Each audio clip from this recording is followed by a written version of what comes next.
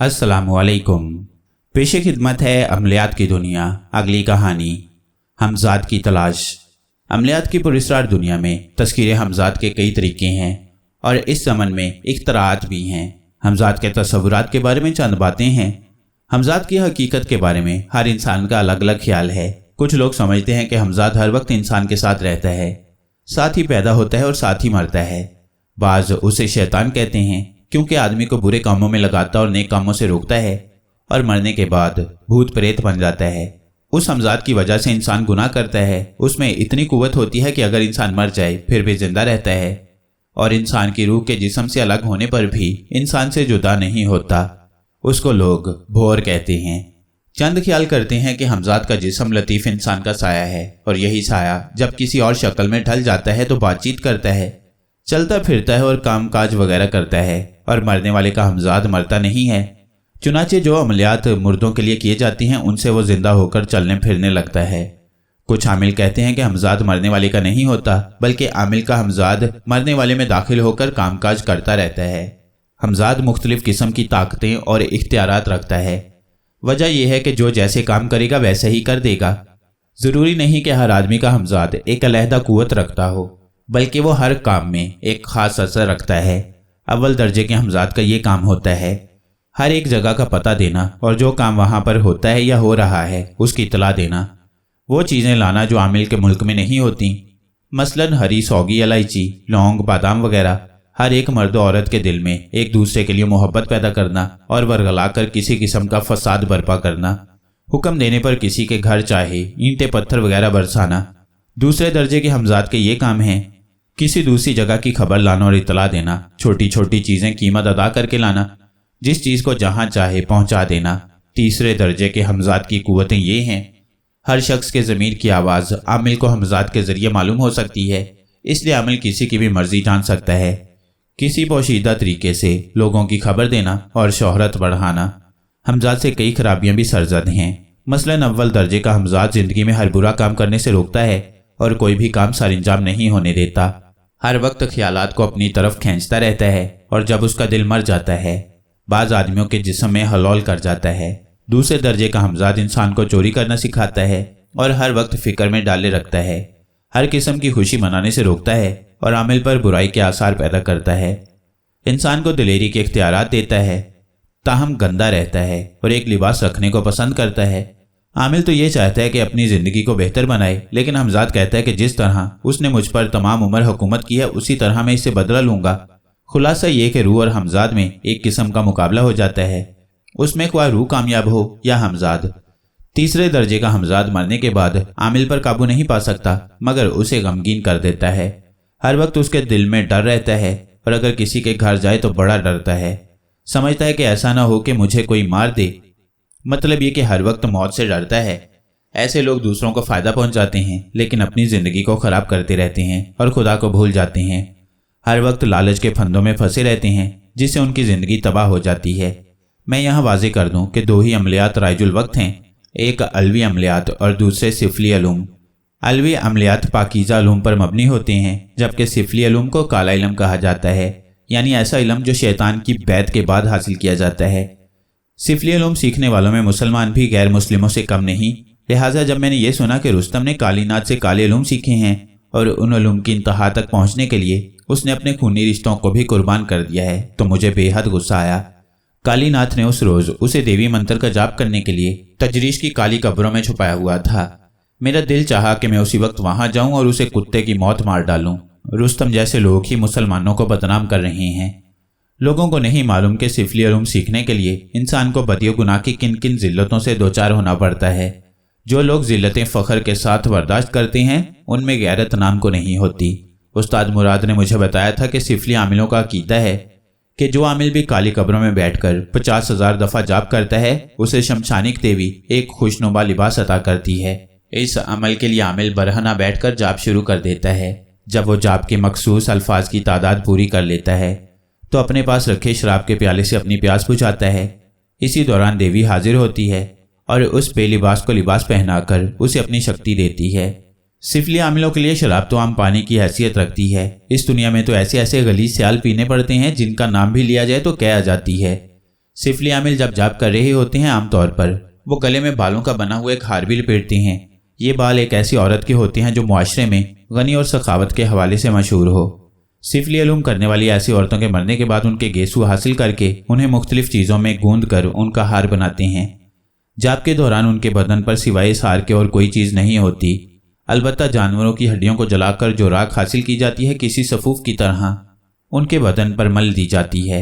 नए आमिल अपने गुरु की ज़ेरे निगरानी अमलियात का जाप करने के लिए या तो गुरु की मखसूस करदा कब्रों में बैठते हैं या फिर शमशान घाटों, दरियाओं और नहरों के किनारों पर डेरे डालते हैं। बंदर आबास में मुझे एक ऐसे आमिल देखने का इत्तफाक हुआ जो सुबह सवेरे जर्द कपड़े पहनकर समुद्र के किनारे पर जाप करते नजर आता। उनके सामने पीपल के दरख्त के पत्तों का ढेर लगा होता था। उनकी तादाद 1 लाख होती थी। आमिल पत्तों पर बारी बारी एक एक मंत्र लिखकर बहाता जाता था। एक रोज मैंने उसे कुछ पत्ते पकड़ लिए। पत्ते की जिस तरफ फिक्रा लिखा था वो पानी से महफूज थी। उस पर अजीब अंदाज में लिखा था, ओम शीरी लहरें नकी महालक्ष्मी मंत्र के। मैंने उस्ताद मुराद को पत्ते दिखाए तो वो उन्हें देखकर काफी देर तक हंसता रहा, फिर बताने लगा, ये खबीस हरामखोर आमिलों के सुधाए हुए पापी हैं। सारा दिन समुद्र के वीरान किनारे पर इस उम्मीद पर पत्तों पर अमल करते रहते हैं कि इन्हें धन दौलत मिलेगा। पत्तों पर लिखने से इन्हें दौलत कैसे मिलेगी? मैंने पूछा। ये इनका अकीदा है। वो समझते हैं कि जिस समय इनका ये जाप पूरा होगा लक्ष्मी देवी मेहरबान हो जाएगी। देवी कब आती है? कहाँ से आएगी देवी? होगी तो आएगी ना। उस्ताद मुराद ने मज़ाक़खेज़ अंदाज में निहायत गहरी बात की। अगर मंत्रों से दौलत मिलने लगी तो लोग नौकरियां क्यों करें? मेरी बात समझ में आई कि नहीं? तुम्हारे मुल्क से लेकर भारत और दुनिया के सब मुल्कों में पुरस्कार ताकतों के ये शोबते हो रहे हैं, लेकिन किसी आमिल को दुनिया का अमीर तरीन इंसान होते देखा है या सुना है कि फलां शख्स ने अमलियात के जोर पर कानून के खजाने हासिल कर लिए? बाबा, ये सब खेल है। जो इस खेल का खिलाड़ी होगा वही मैदान पर जमकर खेलेगा। मेरी बात याद रखो, जिस तरह फुटबॉल का एक खिलाड़ी अपने खेल के बाद मुआवजा हासिल करता है उसी तरह तजरीश में बैठे आमिल भी अपना अपना खेल दिखाने के बाद धन दौलत हासिल करते हैं। उस्ताद, मैं उसकी बात समझने के बाद बोला, आमिल पीपल के इतने सारे पत्ते कहाँ से इकट्ठे करते हैं? अच्छा, तू ये बता कि तू यहाँ क्या लेने आया है? उस्ताद मुराद ने उल्टा मुझसे दरियाफ्त किया। मैं तो सुंदर से नहीं, तुम्हें अमलियात के लिए कुछ सामान चाहिए था। और ये सामान कहाँ से मिलना था? फजीरा से। वहाँ तुम्हारा दोस्त सूरजमल रहता है। हाँ, आप समझे मेरे भाई। उस्ताद मुराद की तागुती आंखों में चमक उभर आई। ये सारा सामान भी उधर ही से आता है। ये कारोबार है मेरे भाई, बिजनेस। सूरजमल और इस जैसे छोटे छोटे लोग आमिलों के लिए बड़ी बड़ी दूर से ऐसा सामान लाते हैं। अचानक मुझे याद आया कि मेरे मियाँ जी के आस्थाने पर भी इस कमाश के लोग आते रहते थे जो अमूमन अमलियात का सामान बेचते थे। बंदर आबास में हमें एक रोज़ और रुकना पड़ा, लिहाजा मैं और उस्ताद मुराद अगली सुबह फिर समंदर के उस वीरान साहिल की तरफ चल दिए। उस रोज़ भी सिफली अलूम के पुजारी साहिल पर अपनी दुकान सजाए बैठे थे। हम दोनों शुमाल की तरफ मुंह करके बैठ गए।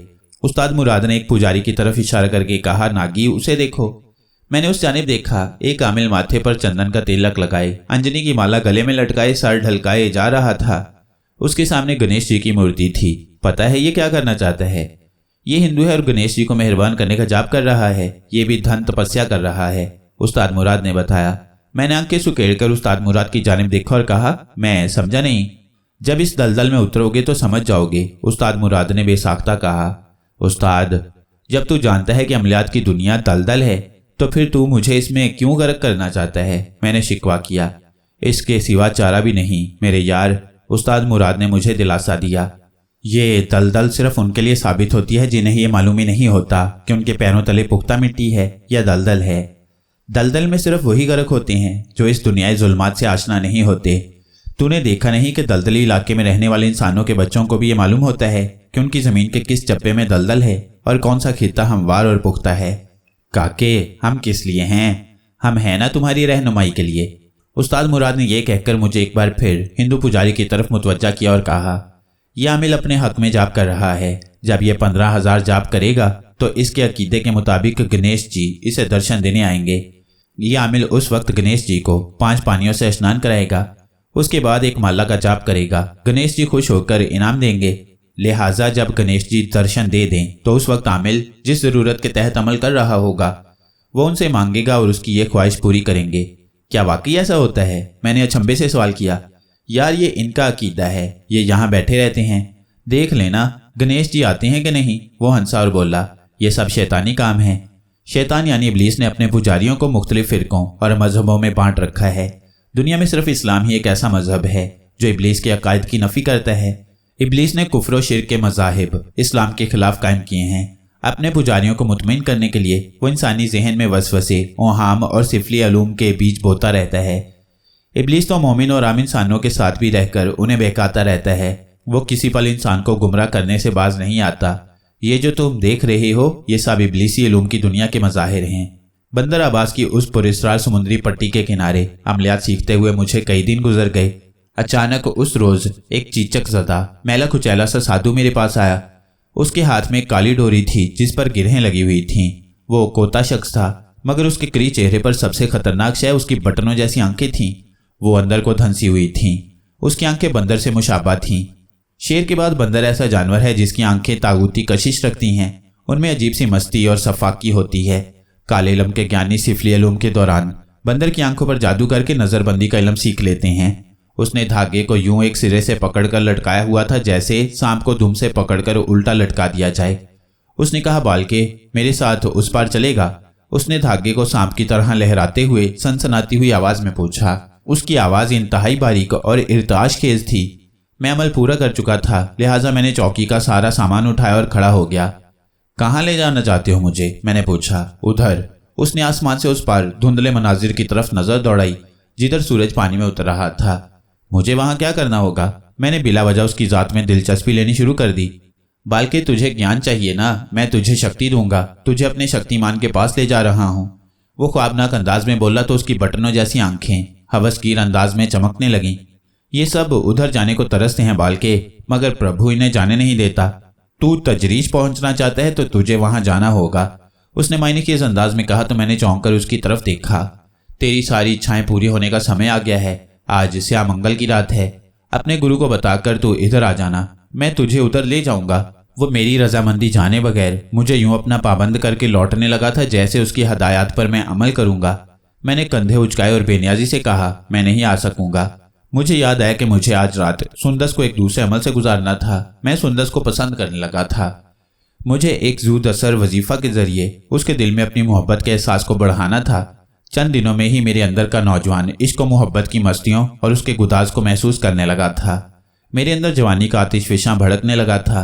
ना जाने यकायक मेरे नफ्स की शोरिश क्यों बढ़ने लगी थी और मैं सोचने लगा था कि मेरे अंदर सुंदस की कुर्बत का जुनून क्यों बढ़ रहा है। सुंदस का ख्याल आते ही मेरी कनपटियों पर नफसानी कीड़े रेंगने लगते और आंखों में जोशे हैवानी उभर आया। तू आएगा और तुझे तेरा गुरु और तेरी वो भेजेगी।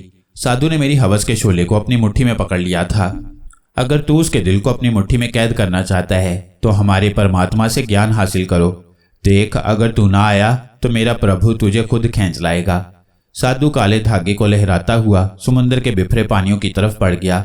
उसकी शोरीदा सर लहरें साहिल की जानिब वालिहाना अंदाज में बढ़ रही थीं और मेरे देखते देखते वो कोता कामत साधु समुद्र के अंदर उतरता चला गया।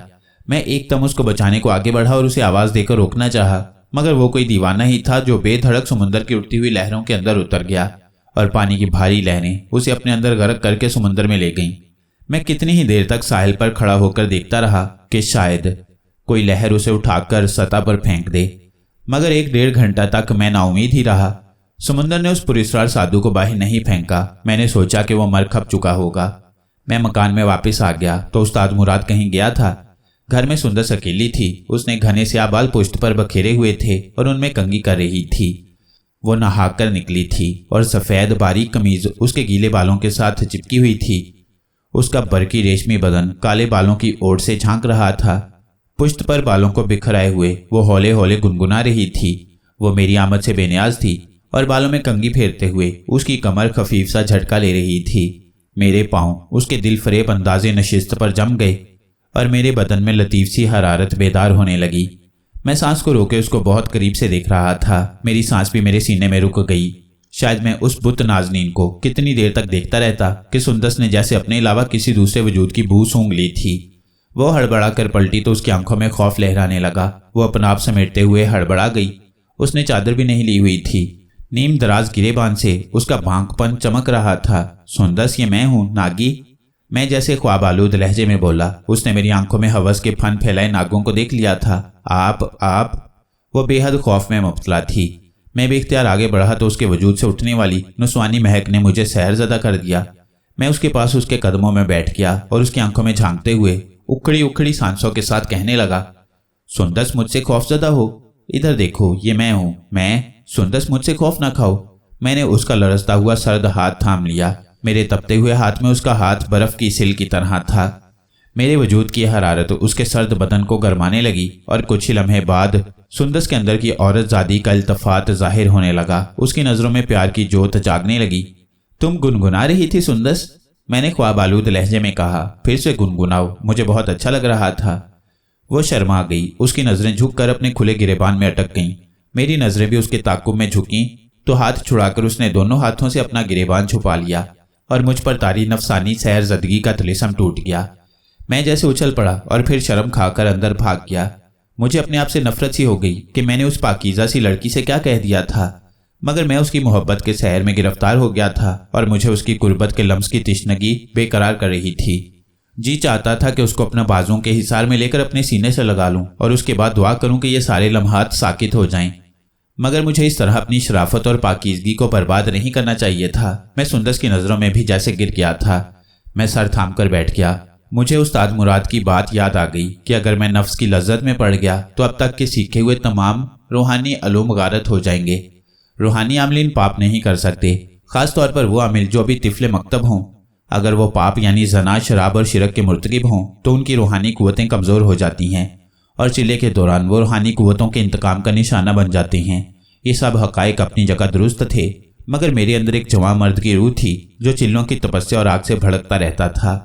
उसका नफ्स हर वक्त तवाना और बागी होता है। ऐसा नौजवान पुल सरात पर चल रहा होता है, जरा सी लग़ज़िश उसे गुनाहों और गुनाहगारों की दलदल में गिरा देती है। मैं शर्मो ही जान की मिली जुली कैफियत से रो दिया और कमरे की खिड़की की सलाखें पकड़कर खलाओं में घूरने लगा।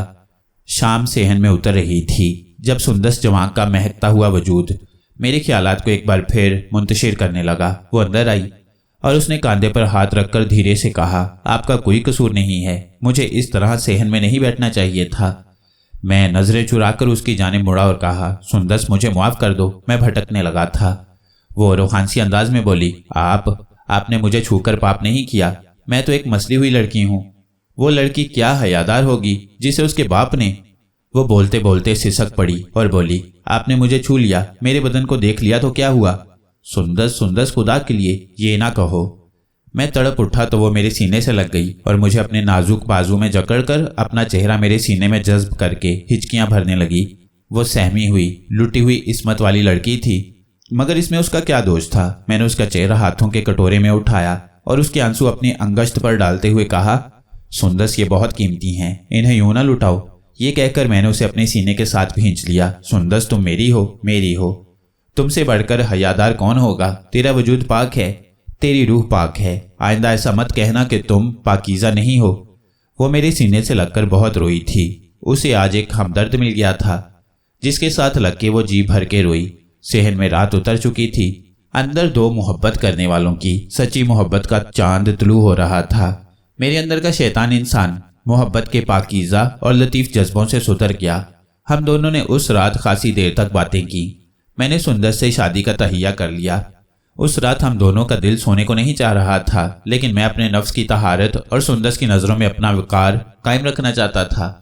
अब मुझे सुंदस की मोहब्बत हासिल करने के लिए दूसरी रात का अमल करने की ज़रूरत नहीं रही थी।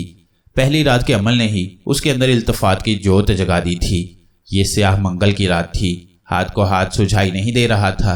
समुंदर की बिखरी हुई लहरों का शोर सुनाई दे रहा था। मैं चारपाई पर लेटकर आसमान पर नजरें मरकूज किए हुए सुंदस के ख्यालों में खोया हुआ था। अचानक मुझे तारीकी में किसी वजूद का हैवला नजर आया। बालके, तुम आए क्यों नहीं? तारीकी की चादर तले उसी साधु की आवाज़ सुनाई दी जो साहिल पर मिला था। ये रात उमंगों वाली है, चला वरना पछतावेगा। मैं उठ पड़ा और कहा, आज मेरा उस्ताद यहाँ नहीं है, मैं तुम्हारे साथ नहीं जा सकता। वो अजीब मायनेखेज अंदाज में मुस्कुराया और बोला, उस्ताद की फिक्र न कर, बस तू अपनी फिक्र कर। अगर उस्ताद का इंतजार करता रहा तो ये समय बीत जाएगा। कैसा समय? मैंने कहा, मगर मेरी बात का जवाब देने की बजाय वो खी खी करता हुआ गायब हो गया और मैं अपनी चारपाई के गिर्द हिसार कायम करके सो गया। अभी मुझे सोए कुछ देर गुजरी होगी कि नीचे से सुंदस की घुटी घुटी चीखें सुनाई देने लगीं।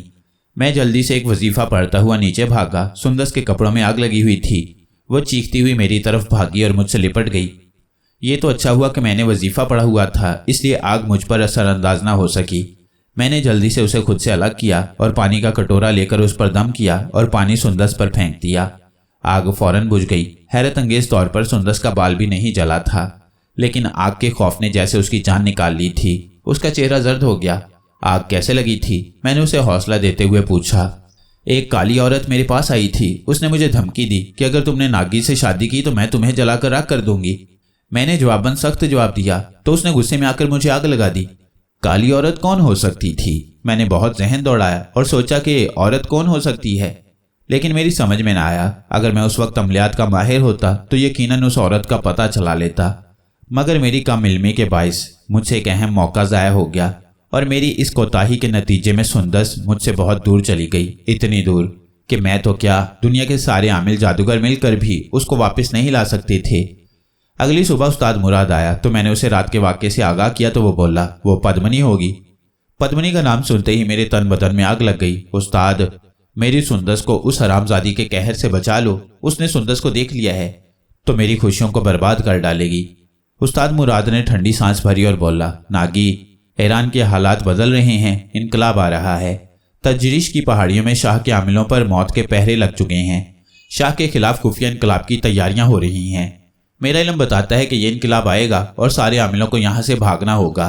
पहली रात तजरीश में वो हिंदू आमिल मार दिए गए हैं। शाह ईरान की सफ़ाक इंटेलिजेंस साबिक को शक है कि उनको इनकलाबियों ने मार डाला है। सच तो यह है कि मैं खुद शाह ईरान को तबाह बर्बाद करना चाहता हूँ, इसलिए मुझे अब कुछ अरसे के लिए यहाँ से निकल जाना चाहिए, क्योंकि जो आमिल मारे गए हैं वो मेरे दुश्मन थे। फिलहाल साबिक में मेरे 2-4 मुरीद ऐसे हैं जिन्होंने मुझे इतला दे दी है कि वो इस केस की इंक्वायरी करने पर मामूर हैं। जब तक इंक्वायरी मुकम्मल नहीं हो जाती तुम ईरान से चले जाओ। लिहाजा हमें आज ही यहाँ से फजीरा जाना है। सुंदस को तैयार करो, हम फजीरा के जजीरे पर पद्मनी को काबू करेंगे। मैं इस अफरा तफरी में उस्ताद मुराद को पुरस्रार साधु के बारे में बताना भूल गया। हम तैयार हुए और शाम होते ही साहिल पर पहुंच गए। उस्ताद मुराद का एक जानने वाला स्टीमर ले आया और हम उसमें सवार होकर फजीरा की तरफ चल दिए। स्टीमर आहिस्ता आहिस्ता पानियों पर चलता रहा। 3-4 घंटे गुजर गए मगर फजीरा नहीं आया तो उस्ताद मुराद ने स्टीमर वाले से पूछा कि फजीरा क्यों नहीं आ रहा। उसने कोई माकूल जवाब नहीं दिया, लेकिन उस्ताद मुराद को फिक्र लग गई कि फजीरा इतनी दूर नहीं है, ये स्टीमर वाला हमें किसी और तरफ ले जा रहा है। रात अंधेरी थी इसलिए कुछ मालूम नहीं था कि वो हमें कहाँ ले जा रहा है। आधी रात गुजरी तो पिछली रात का चांद तुलू हो गया तो समुंदर पर रोशनी पड़ने से कदरे उजाला हुआ। ओह, उस्ताद के मुंह से निकला, हरामजादे तू हमें कहाँ ले आया है? उस्ताद मुराद घबरा गया और कश्तीबान की तरफ बढ़ा। स्टीमर वापस मोड़, मगर उसने उस्ताद की बात नहीं सुनी। उसने अपने हाथों का मखसूस इशारा किया तो वो उस्ताद पर पिल पड़े। मैं इस अचानक उस्ताद के लिए ज़हनी तौर पर तैयार नहीं था। सुंदस घबरा कर रोने लगी तो मैंने उसे दिलासा दिया और कहा, तुम यहाँ बैठी रहो, मैं उस्ताद की मदद करता हूँ। मैंने कश्ती में रखा हुआ एक पतवार उठाया और उन खुलासियों पर हमला कर दिया जो उस्ताद को पकड़कर समुद्र में गिराने की कोशिश कर रहे थे। मैंने एक आदमी की कमर तोड़कर रख दी और दूसरे का सर खोल दिया। तीसरा साथी स्टीमर चला रहा था। उसने दोनों साथियों की हालत देखी तो स्टीमर की रफ्तार तेज कर दी। आसमान खासा रोशन हो चुका था। कुछ फासले पर एक पहाड़ी नुमा जजीरा नजर आने लगा। स्टीमर का रुख उस जानिब था। मैं स्टीमर वाले के सर पर पहुंचा और उसको वापस मोड़ने के लिए कहने वाला था कि अकब में सुंदस ने दिलदोज चीख मारी। मैंने पलट कर देखा, वही कोता कामत साधु उसके सामने खड़ा था और उसे डराने की कोशिश कर रहा था। तू कहाँ से आ गया हरामजादे? मेरे मुंह से निकला और उस्ताद मुराद को आवाज देकर उसके वजूद से बाखबर कर दिया, मगर उस्ताद ने जैसे बात ही नहीं सुनी। वो मुंह में कुछ पढ़ रहा था, लेकिन उस वक्त तक बहुत देर हो चुकी थी। स्टीमर जजीरे पर पहुंच गया था और उसी लम्हे उस्ताद ने अमलियात पढ़कर साधु की तरफ फूंक मारी थी, मगर वो छलावे की तरह जजीरे की तरफ उड़ गया। ये हरामी फितना कहाँ से आ गया? ये जजीरा इन शैतानों का स्थान है। मैंने उस्ताद को उसके बारे में बताया तो उस्ताद का चेहरा गुस्से से भर गया। तूने बहुत बड़ी गलती की है नागी। अगर तू मुझे इससे बाखबर कर देता तो मैं इसका उपाय करके चलता। मुझे क्या मालूम था कि यह शैतान तुझसे मिल चुका है। तेरी गफलत ने मुझे इम्तिहान में डाल दिया है। मुझे यकीन है कि यह शैतान ही हमारे स्टीमर को यहाँ खींच लाया है। तू अगर बता देता कि इसने तुम्हें अपने प्रभु से मिलवाने के लिए जोर डाला था तो मैं तुम्हें बता देता कि अब हमारे साथ क्या होने वाला है। क्या होने वाला है? मैंने उस्ताद से पूछा। भारत के हिंदू आमिल इस जजीरे पर रहते हैं। जो भी नया आमिल अमलियात सीखने की कोशिश करता है तो ये उसे रूहानियत से गुमराह करके काले जादू की राह पर लगा देते हैं। अगर वो नौखेज आमिल उनकी हदायत पर अमल ना करे तो ये उस पर बंदिशें लगा देते हैं। ये काले इल्म के पुजारियों की आमाजगाह है। इन लोगों ने इस जजीरे पर कई मासूम लड़कियों की बलि चढ़ाई है। और कुछ कहते कहते अचानक उस्ताद मुराद की नजरें सुंदस पर पड़ी तो वो खामोश हो गया। उसकी आंखों में उलझन थी।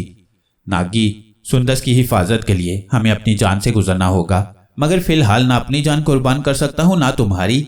सुंदस की जान की गारंटी नहीं दी जा सकती। उस्ताद, कैसी बात करते हो? क्या तुम मजाक कर रहे हो?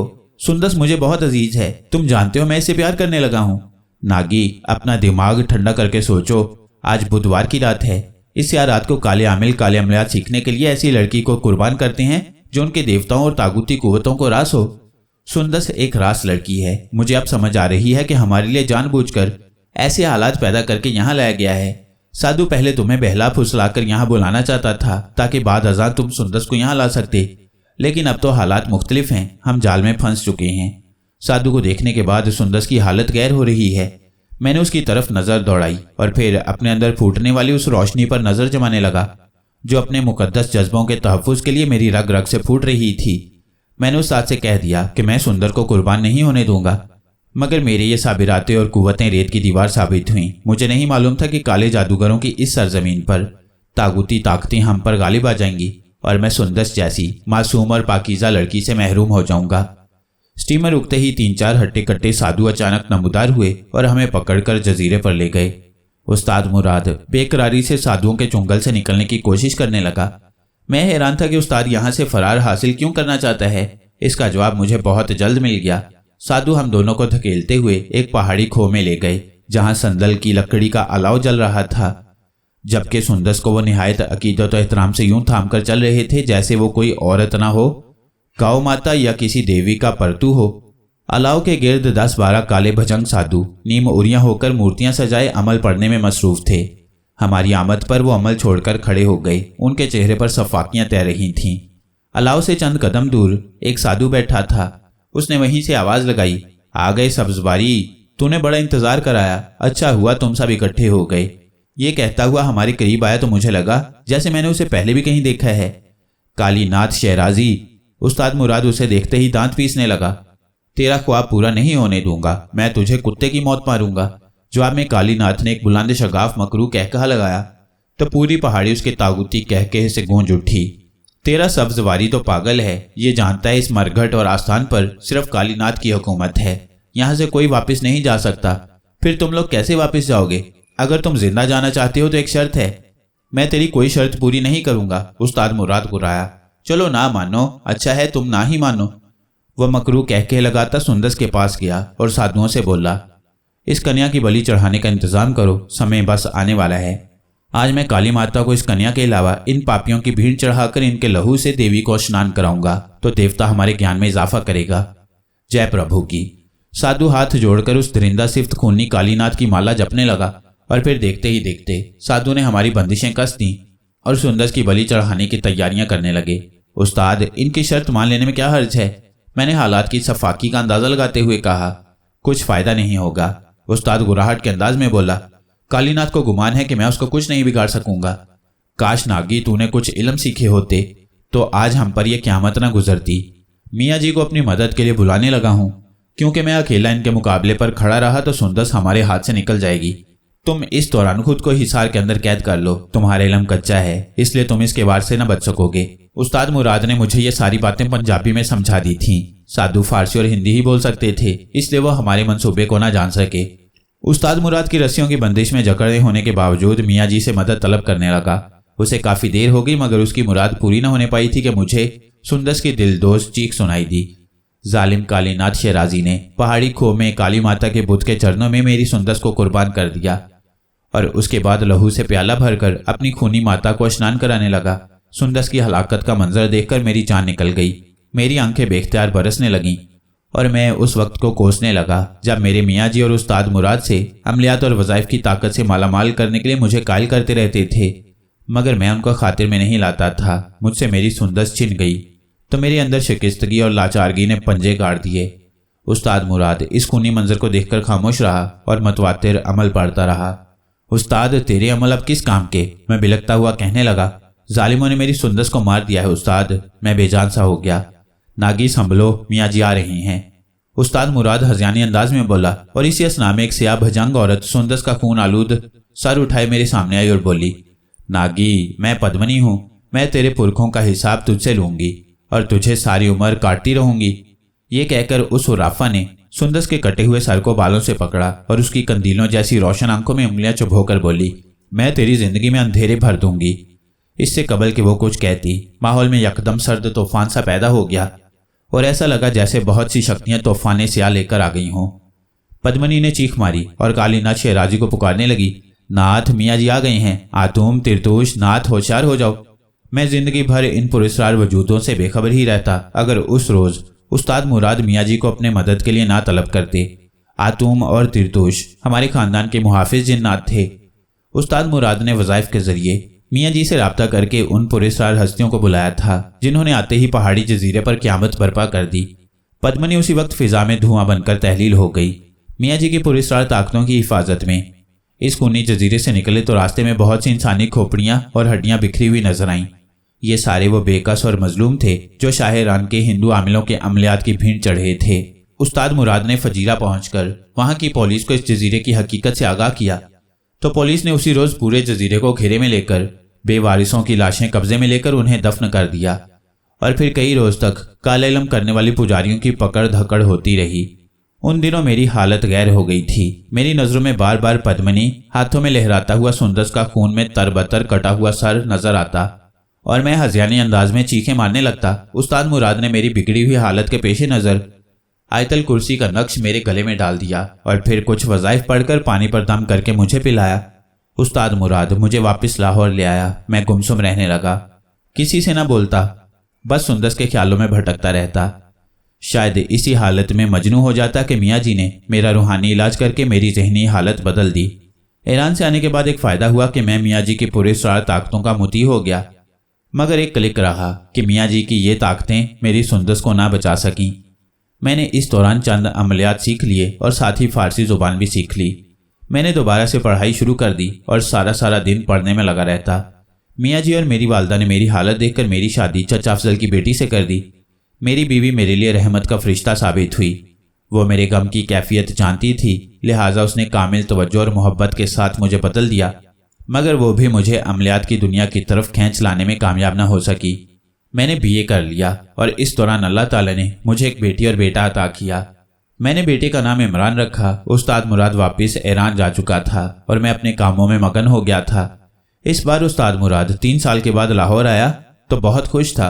कहने लगा कि ईरान में शाह ईरान के खिलाफ बगावत कामयाब हो रही है। इंशाअल्लाह हुक्मरान अपने इंजाम को पहुंचेगा। मैं लाहौर में रहते रहते बोर हो गया था और मेरी उस्ताद तबाको बेकरारी होने लगी थी। मैंने उस्ताद मुराद से कहा कि मैं ईरान वापस जाना चाहता हूँ। उस्ताद मुराद ने हामी भर ली और कहा, मैं तुम्हें तेहरान के कॉलेज में इंग्लिश फ़ारसी मुतरजम के तौर पर रखवा सकता हूँ। फ़ारसी और अंग्रेज़ी पर मुझे अबूर था। मैंने बीवी से कहा तो वो रजामंद हो गई, लेकिन मियाँ जी ने सुना तो वो जलाल में आ गए। कहने लगे, नागी तो बर्बाद हो जाएगा अगर ईरान गया तो। मैंने पद्मनी को तुझसे दूर कर दिया है, लेकिन मैं तेरी हिफाजत ईरान में न कर सकूंगा। वो तुझे और तेरे बच्चों की खुशियां छीन लेगी। मैंने मियाँ जी को हौसला दिया और कहा, मैं ईरान जाते ही अमलियात सीख लूंगा, लिहाजा मुझे पद्मनी का कोई खौफ नहीं है। अफसोस कि मैं मियाँ जी की दूररस नज़रों को ना पहचान सका और ईरान चला गया। मियाँ जी मेरी इस हरकत पर बहुत सख्त नाराज़ हुए थे और उन्होंने मुझे बद्दुआएं भी दीं।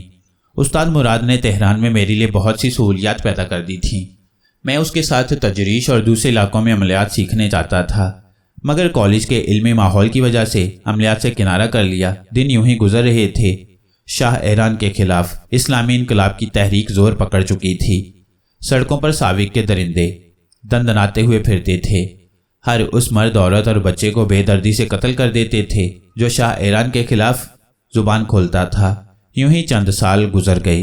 पद्मनी एक वहमा की सूरत इख्तियार कर गई और फिर मेरी मसरूफियात के बाइस जहन से ही निकल गई।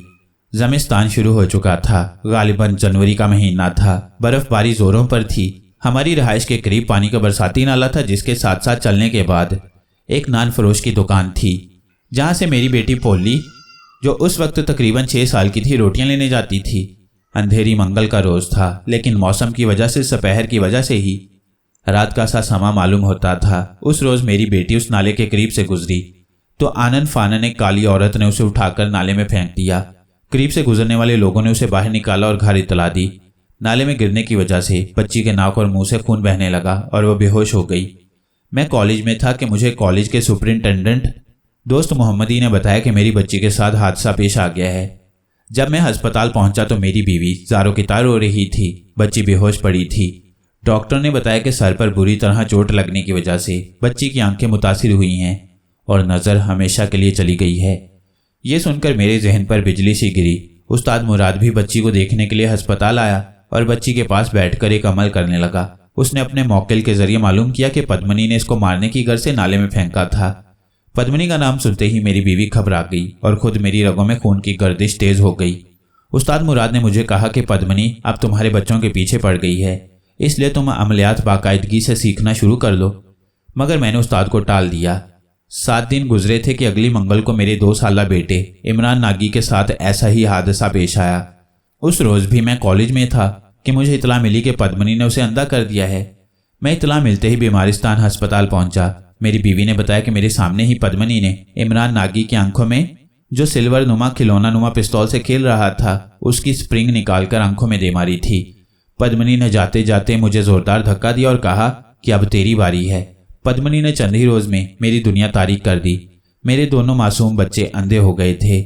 मुझे अब इसके सिवा कोई चारा न था कि मैं बिल आखिर इस दुनिया की तरफ निकल जाऊं जिसकी तरफ जाने से मैं हमेशा कतराता था। उस रोज़ मैंने लाहौर फ़ोन पर अपने मियाँ जी से बात की और उन्हें अपने हालात से आगाह किया। मियाँ जी ने मुझे कहा कि अब भी वक्त है, वापस आ जाओ और आकर ख़ानदानी गद्दी संभाल लो, क्योंकि पद्मनी के इंतकाम से बच निकलने का यही एक रास्ता है। इन हालात में मैंने उस्ताद मुराद से कहा कि अब मैं उसके साथ चिल्ला कशी के लिए तजरीश की पहाड़ियों में ज़रूर जाऊँगा। मगरिब के बाद उस्ताद मुराद ने जाने की तैयारियां शुरू कर दी। तजरीश की पहाड़ियां निज़ामाबाद से कुछ फासले पर थीं। सर्दी बहुत ज़्यादा थी और हर तरफ बर्फ़ की सफ़ेद चादर ओढ़े सड़कें और रास्ते वीरान नजर आ रहे थे। कभी कभार कोई गाड़ी जिसने टायरों में लोहे के संगल बांधे हुए थे बर्फ़ों से लदी हुई रास्तों का सीना चीरती हुई पास से गुजरती तो माहौल में एक अजब सा शोर बरपा होता। जब हम वहां पहुंचे तो ईशा की अजानें हो रही थीं। उस्ताद मुराद ने मुझे बताया कि चिल्ले का वक्त शुरू हो चुका है, अब हमें अमल शुरू करने चाहिए। उस्ताद मुराद ने बताया कि नागी बेटा, हमारे अमलियात ईशा की अजान से फजर की अजान होने से पहले तक ही हो सकते हैं। आज काम ज़रा ज़्यादा है, इसलिए हौसला कायम रखना। पहाड़ियों के दरमियान में एक गार था। वहाँ उस्ताद मुराद का मददगार आकाई मुस्तफ़ा पहले ही से मौजूद था। उसने कोयलों की अंगीठी सुलगा रखी थी, जिसकी वजह से गार के अंदर खासी गर्मी थी।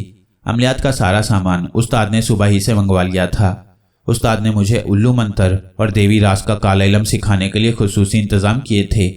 वो रात मैंने उस्ताद मुराद के साथ अमलियात करते हुए गुजारी और फिर मेरा मामूल बन गया। और जब मुझे उस्ताद मुराद के साथ जाते हुए 7 दिन मुकम्मल हो गए तो उस्ताद मुराद ने पद्मनी को मेरे सामने हाजिर किया और उससे सवाल जवाब का सिलसिला शुरू हो गया। उसकी इंतकाम भरी बातों से मैं वक्ती तौर पर खौफजदा हो गया, लेकिन उस्ताद मुराद का लहजा बहुत ज़्यादा सख्त और करख्त था। उस्ताद मुराद पद्मनी को ज़ेर नहीं कर सका था। जब उसने बहुत सी बातों का इंकशाफ किया तो मैंने दूसरे दिन लाहौर अपने वालिद साहब मियाँ जी से रब्ता किया। उन्होंने सख्ती से कहा कि अब भी वक्त है कि बच्चों को वापस लाहौर ले आ और अपना जद्दी पुश्ती काम संभाल ले। मेरी ज़िंदगी का शायद ये पहला मौका था कि उनकी बातें मेरे जहन में जम गईं और ना चाहते हुए भी मेरा दिल चाहा कि मैं उसी लम्हे अपने वालिद के पास पहुंच जाऊं और उनसे मुआफ़ी मांग लूं। ताहम उनकी बातों से मुझे हौसला हुआ।